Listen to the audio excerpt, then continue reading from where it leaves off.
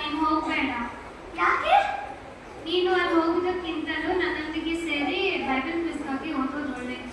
ಇಲ್ಲ ಅಕ್ಕ, ಬೈಬಲ್ ಕೋರ್ಸ್ಗೆ ಇನ್ನೊಂದು ಸಾರಿ ಓದ್ಬೋದು. ಅದಕ್ಕೆ ನಾನು ಶಾಪಿಂಗ್ ಹೋಗೇ ಹೋಗ್ತೀನಿ. ಸರಿ ಸುಪ್ರೀತಾ, ನೀನು ಹೋಗಿ ಬೇಗ ಬಾ.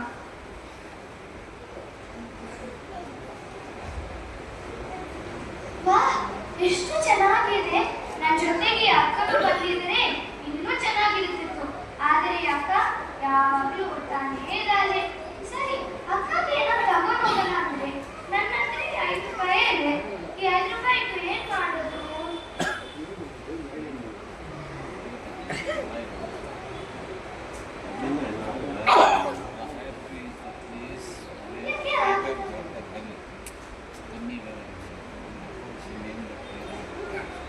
ಎಕ್ಸ್ಕ್ಯೂಸ್ ಮೀ, ನೀವು ತೆಗೆದುಕೊಂಡು 5 ರೂಪಾಯಿ ಫೆವಿಕ್ವಿಕ್ ಅಡ್ವರ್ಟೈಸ್ಮೆಂಟ್, ಇದನ್ನು ತೆಗೆದುಕೊಂಡು 5 ರೂಪಾಯಿ ಕೊಡಿ. ತಿರುಗಿ ಈ ತಪ್ಪನ್ನು ಮಾಡಬೇಡಿ.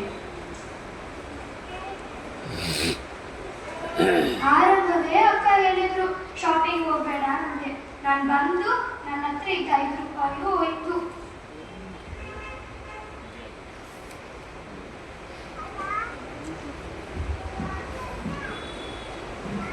ಏನಾಯ್ತು ಸುಪ್ರೀತಾ? ಅಕ್ಕ, ಶಾಪಿಂಗ್ ಮಾಲ್ನಲ್ಲಿ ಕೆಳಗೆ 5 ರೂಪಾಯಿ ಬಿದ್ದಿತ್ತು. ನಾನು ಆ ಕಡೆ ಈ ಕಡೆ ನೋಡಿ ಅದನ್ನು ತೆಗಿಯೋಕ್ಕೆ ಆಗಿಲ್ಲ ಮತ್ತು ನನ್ನ ಹತ್ರ ಇದ್ದ 5 ರೂಪಾಯಿ ಹೋಯ್ತು. ಸುಪ್ರೀತಾ, ನೀನು 5 ರೂಪಾಯಿ ತಗೊಳ್ಳಕ್ಕೆ ಆ ಕಡೆ ಈ ಕಡೆ ನೋಡಿದೆ. ಆದರೆ ನಮ್ಮ ಮೇಲೆ ನೋಡುವ ದೇವರು ಯಾವಾಗಲೂ ನಮ್ಮನ್ನೇ ನೋಡ್ತಾ ಇರ್ತಾನೆ. ಬೈಬಲ್ನಲ್ಲಿ ಆದಿಕಾಂಡ 16:14ರಲ್ಲಿ ನಾವು ಓದುವಾಗ ದೇವರಿಗೆ ಕೊಟ್ಟ ಹೆಸರು ಲಹೆ-ರೋಹಿ. ಇದರ ಅರ್ಥವೇನೆಂದರೆ ನನ್ನನ್ನು ನೋಡುವ ಜೀವ ಸ್ವರೂಪನು. ಹಾಗೂ ಕೀರ್ತನೆ 32:8ರಲ್ಲಿ ನಾವು ಓದುವಾಗ ಯೆಹೋವನು ನಿಮ್ಮ ಮೇಲೆ ದೃಷ್ಟಿಯನ್ನು ಇಡುವನು. ತಾಯಿಯ ಗರ್ಭದಲ್ಲಿ ಹುಟ್ಟಿಸುವುದಕ್ಕಿಂತ ಮುಂಚೆಯೂ